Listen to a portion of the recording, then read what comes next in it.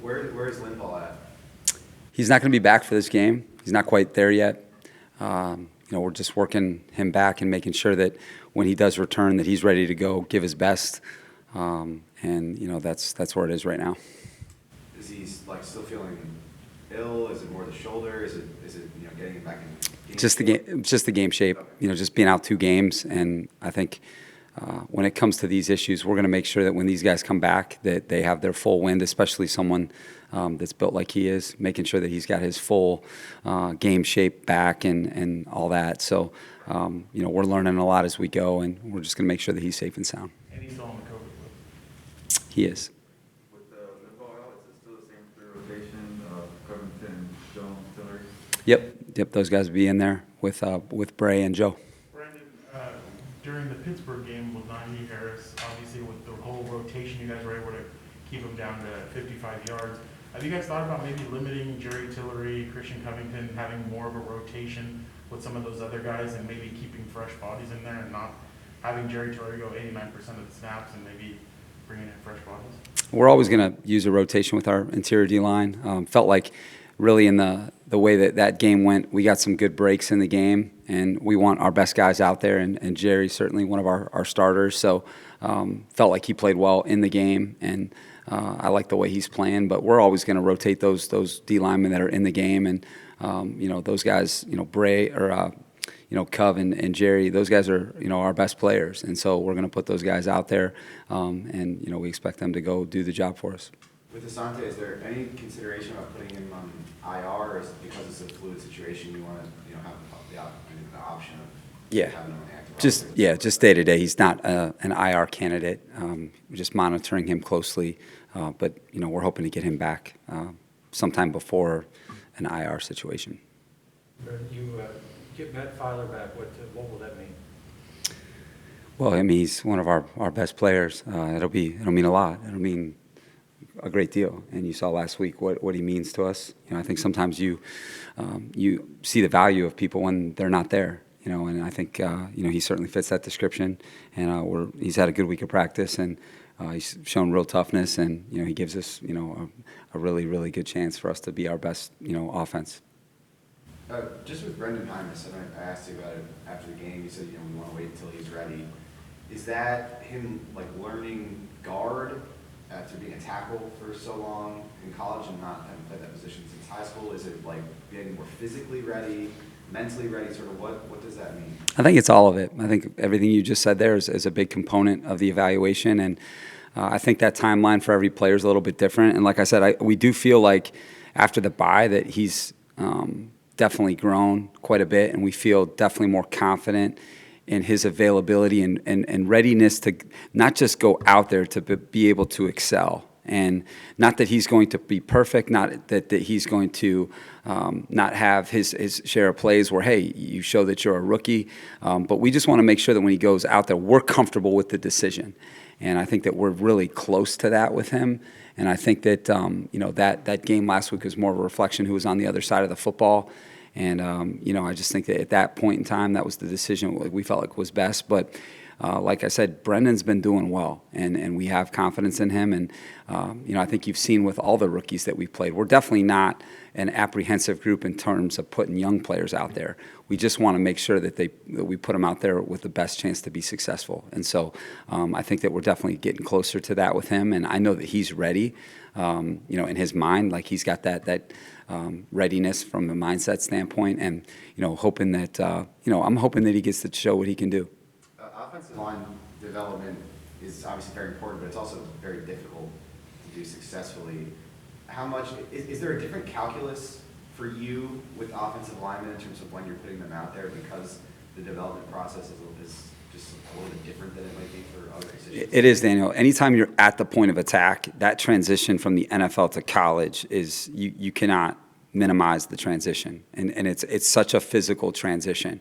As much as it's mental, it's a physical transition. And a lot of these guys, when we talk about developmental O linemen or D linemen, there's a strength component to the game where one full year of development will do a lot for them as a pro player. And especially for a guy like Brendan, who was a college tackle, who now is playing NFL guard, that's a different position, and it requires a different type of body type for him, and, just a different level of strength and skill. So I think that's why it's incumbent upon you to hire really good coaches at those positions, because they're developmental, that you have a sports performance staff that can help those guys really improve their game.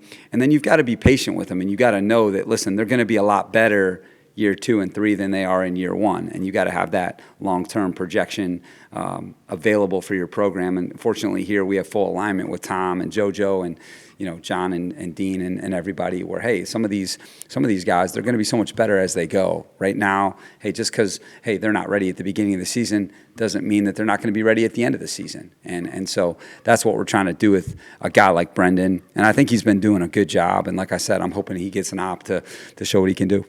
Brandon, with Kenneth Murray, how's the ankle doing, and should we expect him to play a little more this week? Yeah, definitely expect him to play. How much, I think, will be determined on the flow of the game and the personnel groupings that they're in, and then how he's playing. But like all 3 of those guys are going to play in the game, and expect him to play well for us. Brandon, you guys just signed Devontae Harris on Tuesday. What do you expect his role to be this weekend? I think he's going to have a role in the game. I think it'll be a bigger factor on special teams, and then kind of a backup emergency role at corner. He's had a good week of practice. He's in good shape. Definitely has familiarity with how we play, and Ronaldo and I both coached him, so there's that relationship there where we have a little bit more trust in him because we've been out there in the fire with him. But he's had a nice week of practice, and he'll be active for the game, and we'll see where it goes. With Biber returning, does Clemente go back to being that extra option when you guys bring in the 6th lineman? I think that we're working through that. I think this week, like I said, has been a good week of practice to get some evaluations, some further evaluations, because a lot of it depends on tackle. If something were to happen to him, who would we move out? And so we're sorting through that, and we'll let you guys know before the game. In terms of that running back rotation, is Bradwell still ahead of Roundtree? It's another one of those that I think that you'll find out at the game. It's been a good week of practice for those guys, those 4 guys behind Austin. And like I said, those same components that we've been talking about are a big part of the evaluation. And we're going to stay at it. And, I'm hopeful that, somebody emerges from that group. Is it a little strange that you're in week 12 and still nobody has emerged for that second running back role? I don't think it's strange. I think it's just sometimes you have positions like that. I mean, you just wish sometimes that it would happen, but it hasn't happened. So we can't force it to happen because we're giving people opportunities, and that's all you can do.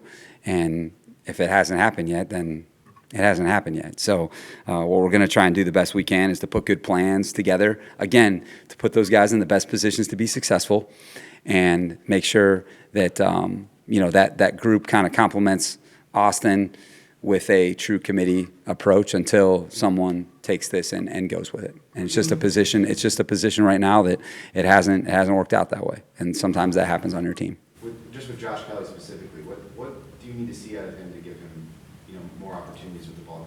Because we see a little bit of an explosive element there from him. Yeah. Just what do you need to see from him? I see explosive element too. I think that he's done a nice job recently.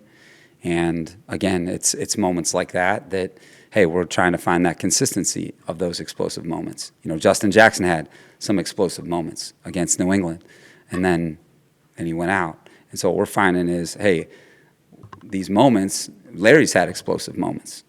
They all have.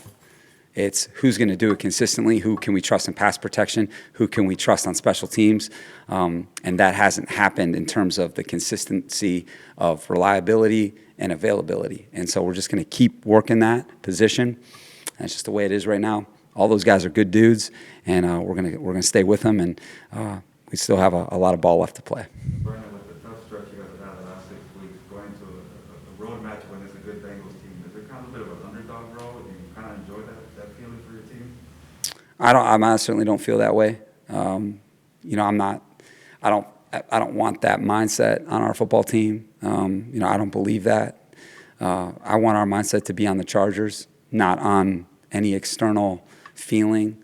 And that's where our focus has been this week, is on our football team.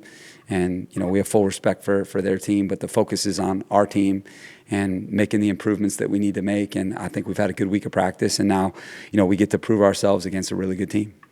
You're heading back to Ohio, Southwest Ohio. You played at UD. Any extra ticket demands or former teammates hitting you up? Yeah, my brothers, are going to be at the game, and then, I've got some teammates at Dayton that are high school coaches down that way in Cincinnati that I think will be at the game, and so that's always a special thing when you can have family or friends involved. We're so far away over here; it'll be good to see some familiar faces, whether it's at the hotel or at the stadium. And a lot of my good friends that I played with, are high school coaches down there, really successful high school coaches. So they're kind of in the thick of the playoffs there in the state of Ohio, or just their season's just finishing. So it'll be good to see some teammates for sure, and have that family feeling. And, it's always good to see familiar faces. Why does Corey, now tell me if this is what somebody that happens at every team, but he stands with his back to the huddle? Say Corey Linsley? Corey Linsley, yeah. Mm-hmm. Is there a reason? Because he's looking at the defense. Yeah, okay, so he that's by design. It's by design. Does every team do that? I don't know. I don't know. But I know that's why he's the best center in football, is because he can hear what Justin's saying. But what's more important to him is what grouping's coming out. Who's over there, okay? Is Myles Garrett in the game? Is he out of the game? Is Chris Jones in the game? Is he out of the game? Are they in nickel? Are they in penny? Are they in base? That's what he's looking for, and that's why he's a general. That's why he's so special, and I'm so glad we have him. What has his addition meant to the entire line? The whole offense. Yeah, Shelley, the whole football team. He's a really good example when you become a head coach and you say, okay, this is what I want my team to look like. This is what we want the Chargers to look like. He has all of that. He's got toughness. He's got discipline. He's got all the smarts. He's got all the experience. And it's at the game. It's at the facility, in the meeting rooms. He's consistent. The consistency and performance for this guy is just the highest, that you could ever hope for at that position. And, what you really want is you want a team that can really, when you pay guys the way we paid him, is you want those guys to really be the example of why you're paying them that much.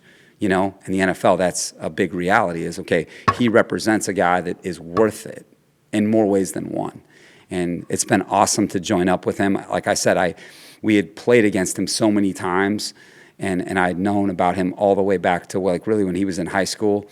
And he's exceeded every expectation that could ever have been there for him, both internally and externally. He's a big factor in our success, and I'm so thankful for him joining up with us, him and his wife, Anna. He comes from a great family, and, just so thrilled that he's a Charger.